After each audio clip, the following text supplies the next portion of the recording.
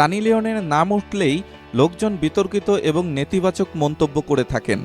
আজ এত বছর পরেও সানিকে নিয়ে নানা আলোচনা করা হয়। অভিনেত্রী সেই বিষয়ে জানেনও, তবে অতীত নিয়ে আজও আফসোস হয় তার। অভিনেত্রী এমনও বলেছিলেন, জীবনে অনেক ভালো কাজ করেছেন তিনি, কিন্তু তার অতীতের ছায়া আজও তাকে তাড়া করে বেড়ায়। এবার ফের একবার আলোচনায় এই অভিনেত্রী, কারণ ভারতীয় টেলিভিশন চ্যানেল এমটিভির রিয়ালিটি শো স্প্লিটভিলার মঞ্চে তিনি ছেলেদের এবং মেয়েদের মধ্যে এক বিরাট ফারাকের কথা উল্লেখ করলেন, যা শুনে মন খারাপ হতে পারে নারীদের।